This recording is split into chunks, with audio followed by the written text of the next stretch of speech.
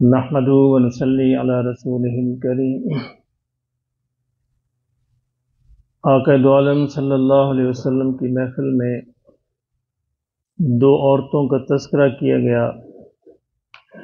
صحابہ نے کہا کہ یا رسول اللہ صلی اللہ علیہ وسلم، مدینہ میں ایک عورت ہے جو بہت ہی عبادت گزار ہے،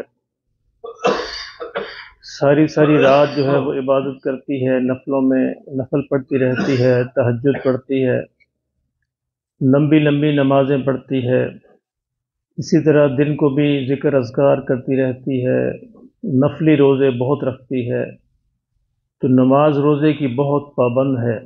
دن اور رات اس کا دن کو اکثر روزے میں ہوتی ہے اور رات کو اکثر وہ نفل پڑھتی ہے، لیکن یا رسول اللہ صلی اللہ علیہ وسلم اس کے ہمسائے اس سے بہت تنگ ہیں، بد زبان بہت زیادہ ہے، بہت سخت زبان کی ہے، تیز بات کرتی ہے، گالیاں نکالتی ہے، لوگوں کو تنگ کرتی ہے، سختی کا معاملہ کرتی ہے، کسی سے معاملہ کرنا پڑ جائے تو وہ بہت ہی ناگوار معاملہ کرتی ہے۔ تو آپ فرمائیں کہ اس کا انجام کیا ہے؟ حضور نے فرمایا صلی اللہ علیہ وسلم کہ وہ عورت جہنمی ہے۔ پھر صحابہ نے تذکرہ کیا کہ یا رسول اللہ صلی اللہ علیہ وسلم ایک دوسری عورت ہے جو صرف فرض نمازیں پڑھتی ہے، کوئی نفل نہیں پڑھتی، کوئی نفل نماز نہیں پڑھتی، تہجد وہ نہیں پڑھتی، فرض روزے رکھتی ہے، فرض نمازیں پڑھتی ہے، لیکن اس کے ہمسائے بہت خوش ہیں، بہت خوش اخلاق ہے، سب کے کام آتی ہے، سب کی مدد کرتی ہے، سب لوگ اس سے بہت خوش ہیں۔ اس عورت کا انجام کیا ہے؟ تو حضور نے فرمایا صلی اللہ علیہ وسلم کہ وہ عورت جنتی ہے۔ میرے محترم دوستو، یہ معیار ہے۔ ہماری نمازیں، ہمارے روزے، ہماری عبادات اگر ہمارے اخلاق پہ اثر انداز نہ ہوئیں تو یہ ساری کی ساری بیکار چلی جائیں گی۔ حضور نے فرمایا صلی اللہ علیہ وسلم، صحابہ سے پوچھا میرے صحابہ بتاؤ نادار کون ہے، غریب کون ہے؟ صحابہ نے عرض کیا کہ یا رسول اللہ صلی اللہ علیہ وسلم، جس کے پاس درہم نہ ہو، دینار نہ ہو، روپیہ پیسہ نہ ہو، وہ غریب ہے، نادار ہے۔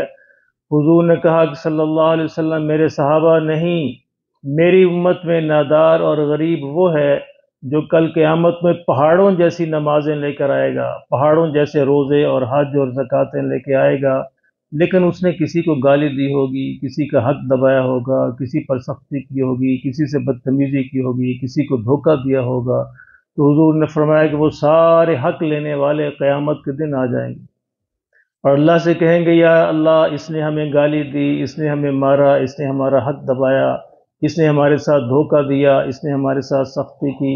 وہ سارے حق لینے والے حق لینے کے لیے کھڑے ہو جائیں گے، تو قیامت کے دن تو لینے دینے کے لیے اور کچھ نہیں ہوگا سوائے نیکیوں کے۔ وہاں کی کرنسی نیکی ہے، وہاں کا روپیہ پیسہ نیکی ہے، تو اللہ فرمائیں گے اس بندے کو کہ جنت میں جانا ہے تو اس کی حق ادا کرو، حق ادا کرنے کے بعد ہی تمہارا حساب کتاب پورا ہوگا۔ چنانچہ ان کے حقوق کے بدلے اس کو اپنی نمازیں، اپنے روزے، اپنے حج دینے پڑیں گے۔ میرے آقا نے فرمایا صلی اللہ علیہ وسلم کہ اس کے ساری روزے، ساری نمازیں، سارے حج ختم ہو جائیں گے، یہاں تک کہ ابھی حقدار باقی ہوں گے۔ اب اللہ کہے گا کہ حقدار تو ابھی باقی ہیں، اب کیا ہوگا؟ فرمایا کہ پھر ان حقداروں کے گناہ لے کر اس پر ڈال دیے جائیں گے اور دوسروں کے گناہ لے کر اس کو جہنم میں پھینک دیا جائے گا۔ فرمایا کہ میری امت کا غریب آدمی وہ ہے جس نے کمایا بھی اور لیکن کما کر محفوظ نہ کیا۔ تو اللہ کے لیے ہم اپنی کمائی کو محفوظ کریں۔ اگر اللہ نے ہمیں نمازوں کی توفیق دی ہے، روزوں کی توفیق دی ہے، حج اور زکاتوں کی توفیق دی ہے، اس کو ضائع نہ کریں۔ میں نے پہلے بھی کئی دفعہ مثال دی کہ اس کی مثال ایک تھیلے اور بالٹی کی طرح ہے۔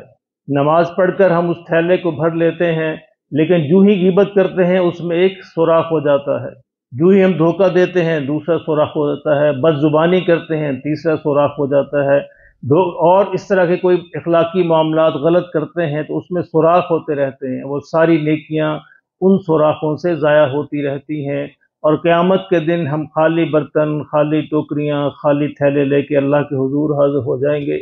ایسے خالی تھیلوں کا کیا فائدہ؟ تو نمازیں پڑھنی ہیں، نمازوں کو محفوظ بھی کرنا ہے، روزے رکھنے ہیں، روزوں کو محفوظ بھی کرنا ہے۔ میرے آقا نے فرمایا صلی اللہ علیہ وسلم، کتنے روزہ دار ایسے ہیں جن کو بجوز بھوک اور پیاس سے کچھ نہیں ملتا، क्यों? कि उन्होंने रोज़े का हक अदा नहीं किया, उन्होंने आँखों का रोज़ा नहीं रखा, हाथों का रोज़ा नहीं रखा, ज़ुबान का रोज़ा नहीं रखा। हमारा सबसे ख़तरनाक उज़्व जो है वो ज़ुबान है। ज़ुबान से हम लोगों को जो तकलीफ़ देते हैं वो शायद अपने हाथों और पाँव से भी नहीं देते, अपनी नज़रों से भी नहीं देते।